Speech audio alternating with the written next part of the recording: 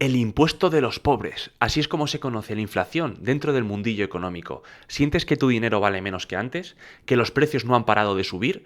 Nadie podía imaginarse en Europa tasas de inflación del 10%, pero sí, amigos, ese día ha llegado. Para entender cómo hemos llegado hasta aquí, en este vídeo vamos a ver qué es la inflación, cómo se genera y por qué el Estado es el principal beneficiado por esta. La inflación es la subida generalizada de los precios en una economía a lo largo del tiempo. No de un bien en concreto, sino la subida generalizada de los precios. Esta subida de precios la podemos medir a través del IPC o índice de precios al consumo. Para evitar esta situación, en palabras del Banco Central Europeo, la estabilidad de precios es la mejor contribución que puede hacer un banco central al bienestar de los individuos. Para lograr esta meta, el Banco Central Europeo tuvo que elaborar una definición cuantitativa de qué es la estabilidad de precios, cifrando la estabilidad de precios en una tasa de inflación inferior pero cercana al 2% en el medio plazo. Pero, ¿por qué necesitamos estabilidad de precios? La estabilidad de precios trata de evitar dos situaciones extremas, los periodos inflacionistas y los periodos deflacionistas. Los periodos inflacionistas no es más que la subida de los precios, lo que se traduce en una pérdida generalizada del poder adquisitivo de los consumidores. El problema es que esta tendencia acabará derivando en un bucle sin fin, porque si los individuos perciben incremento de precios, van a pedir un mayor salario, lo que incrementará los costes de producción de las empresas, lo que se traducirá, de nuevo, en una subida de precios. Con total seguridad, todo proceso inflacionista derivará en una pérdida del poder adquisitivo de la población. En el otro extremo tenemos los periodos deflacionistas, es decir, la bajada generalizada de los precios de los bienes y servicios. Pero, ¿cuál es el problema en que bajen los precios? Veamos dos ejemplos. Primero, en una época de estabilidad de precios, una empresa que se dedica a la fabricación de mesas, si tiene unos costes de producción de 10 euros y quiere un margen empresarial del 30%, el precio de venta al público final de la mesa será de 13 euros. Hasta ahí todo correcto.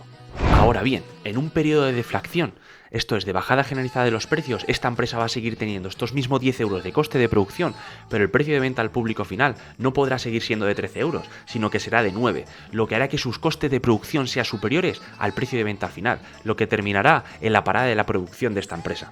Generalmente, los periodos deflacionistas o de bajada de precios pueden terminar con la paralización de la producción en una economía, porque los costes actuales de producción pueden llegar a ser superiores al precio futuro de venta al público, lo que hace que producir bienes y servicios no sea interesante para las empresas. Alternativa ante estos dos escenarios, la estabilidad de precios. Por eso se cifra en el 2% la tasa de inflación que permite e incluso fomenta el crecimiento económico sin entrar en procesos inflacionistas o deflacionistas. Ahora bien, ¿qué genera esta inflación? Nos quieren vender que son la escasez de materias primas y los cuellos de botella generados a nivel logístico por la pandemia las causas de esta inflación. ¿Existe escasez de oferta? Sí. ¿Ayuda esta escasez de oferta al incremento de los precios? Sí. ¿Es la principal causa por la que se genera inflación? No. La realidad es que la inflación se genera cuando el crecimiento de la oferta monetaria supera la capacidad productiva de un país. O dicho en español, cuando se crea más dinero del que una economía puede absorber. Veámoslo con un ejemplo. Si yo tengo una economía formada por una botella de agua y 1 euro, esta botella de agua necesariamente tendrá que costar 1 euro. Pero si yo aumento la oferta monetaria y hago crecer el dinero en circulación en 2 euros, esta botella de agua necesariamente deberá subir su precio a 2 euros. Por ello, quienes afirman que la subida de precios se debe a que la oferta es insuficiente, no se molestan en analizar si estos cuellos de botella generados en la cadena de suministro se debe a una escasez de oferta o a un exceso de demanda. Los estímulos al crecimiento económico aplicados durante la pandemia no tienen ningún tipo de precedente histórico en cuanto a su tamaño y alcance, intentando solucionar las crisis económicas a golpe de impresión de billetes. ¿Qué ha provocado esto? Un incremento de la oferta monetaria en economías totalmente paralizadas por las cuarentenas que no eran capaces de aumentar su capacidad productiva, por lo que el incremento del dinero en circulación sin un aumento de la capacidad productiva ha generado irremediablemente inflación. Pero para ser consciente de este incremento brutal de la oferta monetaria y ver los números, vámonos al ordenador. En la siguiente gráfica ofrecida por el Banco Mundial podemos observar la masa monetaria, es decir, la cantidad de dinero que hay en circulación respecto al PIB, es decir, aquello que los países son capaces de producir en un año. Como vemos, en 1960 esta masa monetaria representaba el 50% del Producto Interior Bruto. Desde aquí va creciendo paulatinamente hasta llegar al año 2008, año de gran crisis mundial. Desde entonces rompe la barrera del 100% del PIB y a partir de aquí crece a valores jamás vistos, llegando al año 2020 donde representaba un 142,9% del Producto Interior Bruto. Es decir, tenemos más dinero en circulación de lo que la economía es capaz de producir, por lo tanto habiendo así un exceso de dinero que provoca que los precios de los productos suban y por lo tanto se genere inflación. Por lo tanto, ¿cómo ponemos solución a la inflación? retirando dinero del mercado. ¿Y cómo retiramos dinero del mercado? A través de políticas monetarias contractivas, aumentando los tipos de interés o lo que es lo mismo, haciendo que el dinero sea más caro. Si el dinero es más caro, menos se demandará y por lo tanto estamos haciendo que haya mucho menos dinero en circulación. Volviendo al ejemplo de antes, si tengo en circulación 2 euros por cada botella de agua, si yo consigo retirar 1 euro, esta botella de agua volverá a su precio inicial de 1 euro. Si bien el objetivo de este vídeo no es explicar en detenimiento la política monetaria, sí que es importante mencionar que esta capacidad de aumentar la oferta monetaria ya no está en manos de los estados individualmente, sino del Banco Central Europeo, cuyo Consejo de Gobierno está formado por 6 miembros del Comité Ejecutivo del Banco Central Europeo y los gobernadores de los bancos centrales nacionales de la zona euro. Ahora, la gran pregunta es, ¿a quién beneficia la inflación?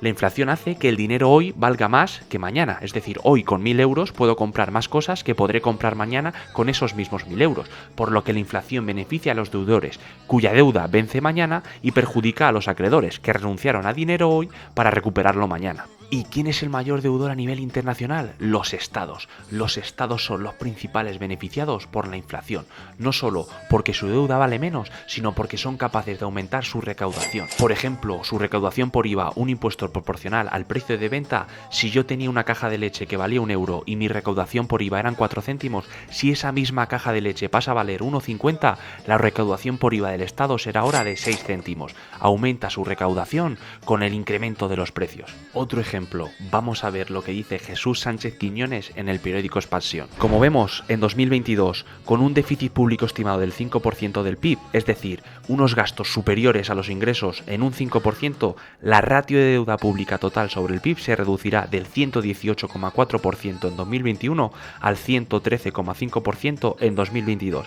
Es decir, tenemos gastos superiores a los ingresos y aún así la deuda pública disminuye. ¿Por qué ocurre esto? Porque en 2022, aunque el PIB real crezca un 4,5%, el PIB nominal, incluyendo el incremento de precios, se estima que crecerá el 9,4%.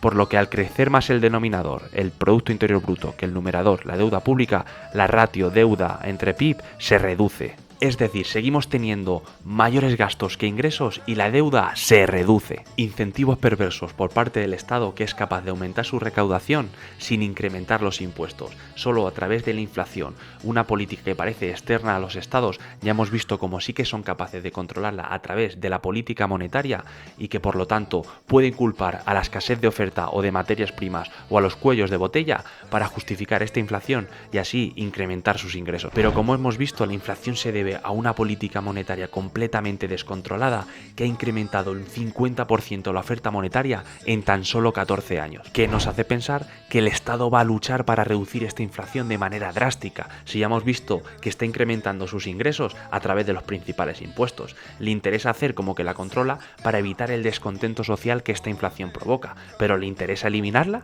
Ya hemos visto que no. Como decimos en mi pueblo, tenemos al zorro cuidando de las gallinas. Pero además, si quieres saber por qué este Estado convertido en zorro no quiere que las criptomonedas se conviertan en dinero, pincha en el siguiente vídeo. En 1971 cambió todo.